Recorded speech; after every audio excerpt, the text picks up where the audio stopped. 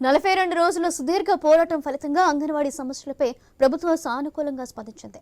దీంతో అంగన్వాడీలో సంబరాలు జరుపుకుంటున్నారు.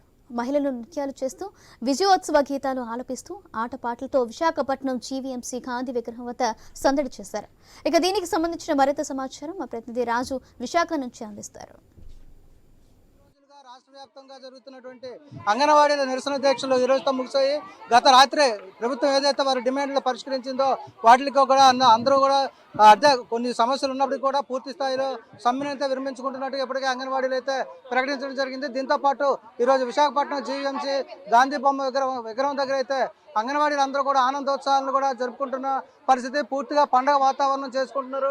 అందరూ కూడా మహిళలు అందరూ కూడా ఎన్నాళ్ళు 42 రోజులుగా ఏదైతే నిద్రాహారాలు మాని ఆ అర్ధరాత్రుల రోడ్ల మీద పడుకొని నిరసనలు చేశారో వీటిలన్నింటినీ కూడా మర్చిపోయి ఈ రోజు అయితే పూర్తి ఆనందాన్ని గడుపుతూ కూడా పండుగ వాతావరణం అంటే ఇటీవల సంక్రాంతి భోగి కూడా జరుపుకునే పరిస్థితుల్లో ఈ రోజు పండుగలన్నింటినీ కూడా ఈ రోజే జరుపుకుంటున్న విధంగా కూడా మహిళలందరూ కూడా ఆనందంతో ఎక్కడైతే కనిపిస్తున్నారు. మరి వీళ్ళ తాలూకా డిమాండ్లు ఏంటి, ఎంతవరకు ప్రభుత్వం వీళ్ళు ఏ విధంగా చర్చలకు పిలిచి ఇబ్బందులు పెట్టింది, ఇప్పుడు వాటి సమస్యలు ఏం పరిష్కరించి తెలుసుకునే ప్రయత్నం చేద్దాం. చెప్పండి మేడం, 42 రోజులుగా మీరు చేసినటువంటి దీక్షలో నిరసనలు ఏవైతే ఉన్నాయో వీటికి సరైన ఫలితం లభించింది అనుకుంటున్నారు?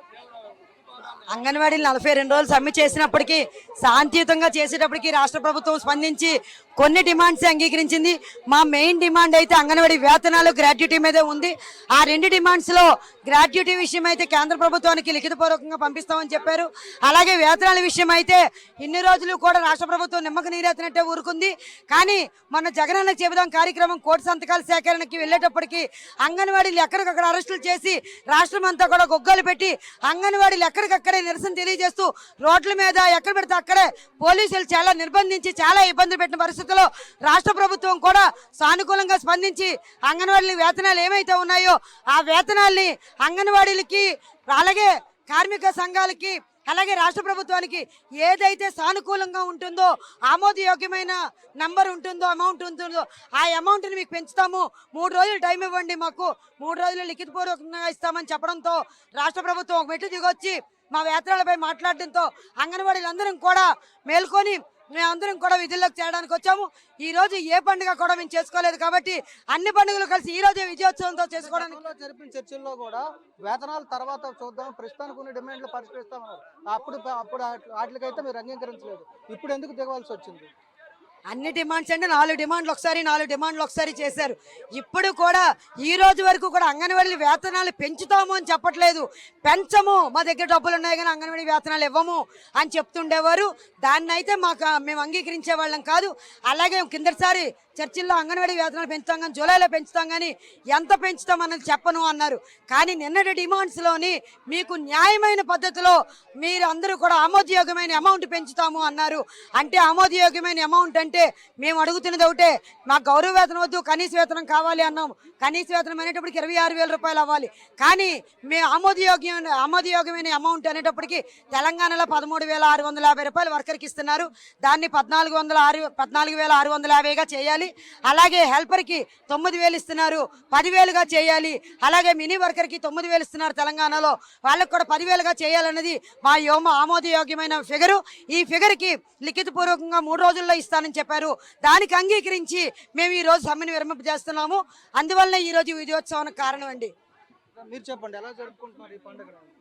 మేము అసలు క్రిస్మస్ చేసుకోలేదండి, సంక్రాంతి చేసుకోలేదు. న్యూ ఇయర్ అంటే మా పిల్లలతో పాటు మేము ఇంట్లో ముగ్గులేసి చేసుకోవాలి.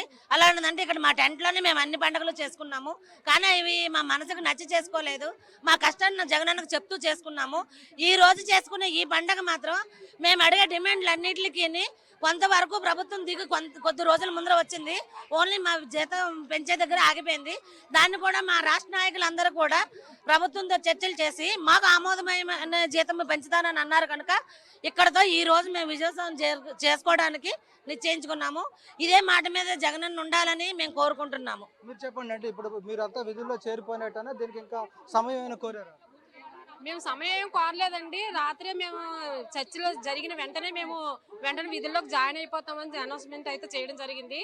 అయితే ముఖ్యంగా మేము విధుల్లో చేరుతామని అనడానికి కారణం ఏంటంటే 3 రోజుల్లోగా మాకు రిటర్న్ గా ఆయన లిఖితపూర్వకంగా చెప్తారన్నారు కాబట్టి మేము ఈసారి ఒప్పుకున్నాం. ఆ మాట అంతకుముందు చర్చల్లో కూడా జూలై నెలలో రీజనబుల్ గా పెంచుతాం అన్నారే కానీ ఇంత ఫిగర్ అని చెప్పలేదు. ఇప్పుడు ఇంత ఫిగర్ రీజనబుల్ గా ఉంటుంది, న్యాయబద్ధంగా ఉంటుంది. దానితో ఇప్పుడు లిఖితపూర్వకంగా మీకు అనౌన్స్ చేస్తామని మాట ఇచ్చారు మాకు. ఆ లిఖితపూర్వకంగా ఈ రోజు రేపు రావాలి, లేదంటే మళ్ళీ కొనసాగింపు ఉంటది. కాబట్టి లిఖితపూర్వకంగా తొందరలో మీరు ఇస్తే బాగుంటదండి. మీకు కృతజ్ఞతలు. ఇప్పటికైనా సరే ఈ కృతజ్ఞతలు అప్పుడే చెప్పించుకుందరు కదండి. మేము 42 రోజులు భర్తని పిల్లల్ని వదిలి రోడ్డు మీద పండగలన్నీ వదిలి ఇక్కడ ఉన్నాము. అదేదో అంతకుముందే చేస్తే ఇప్పుడు మాకు ఇన్ని బాధలు ఉండవు కదండి. మాకు పోలీసులతో ఎక్కడికక్కడ కస్టడీ చేయించారు, అరెస్టులు చేయించారు. మా భర్తలు పిల్లలు అందరూ సఫర్ అయ్యాము. ఈ బాధ ఏదో అప్పుడు మీరు చేసుంటే ఆ రీజనబుల్ మాకు ఇంతమ్మా అని చెప్పేసి అప్పుడే లిఖితపూర్వకంగా ఇస్తామని ఒప్పుకుని ఉంటుంటే ఈ రోజు వరకు కొన్ని సమ్మెను కొనసాగించే వాళ్ళం కదా. ఆ రోజే మేము విధుల్లో చేయలేవాళ్ళం. పోలండి ఇప్పటికైనా సరే మీకు ఈ ఆలోచన వచ్చినందుకు స్వయంగా ఆలోచించారో మీకు సలహాదారులు ఇచ్చారో కానీ మంచి నిర్ణయం అయితే తీసుకున్నారండి. ఇది మొత్తంగా చూసుకుంటే రాష్ట్ర వ్యాప్తంగా ఉన్నటువంటి అంగన్వాడీలు అయితే ఎవరైతే ఆందోళనలో ఉన్నారో అంగన్వాడీ వర్కర్లు, హెల్పర్లు వీళ్ళందరికీ కూడా గతంలో జరిగినటువంటి చర్చల్లో అసంతృప్తిగా ఉన్నాయి.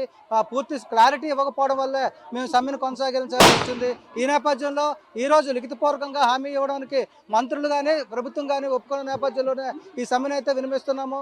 ఇప్పటికే కూడా ప్రభుత్వం సమస్యల్ని పరిష్కరించడానికి పూర్తి స్థాయిలో ముందుకు వస్తేనే ఈ సమ్మె విరమించినట్టుగా కూడా భావించాల్సి ఉంటుంది. లేని పక్షంలో మళ్ళీ పోరాటాలకు సిద్ధం కావాల్సి ఉంటుందని చెప్పి అంగన్వాడీలు ఒకవైపు హర్షం వ్యక్తం చేస్తూనే మరోవైపు కూడా డిమాండ్ అయితే ప్రభుత్వం ముందు ఉంచడం జరుగుతుంది. వీడియో జర్నలిస్ట్ స్వామితో రాజు, ఐ న్యూస్, విశాఖపట్నం.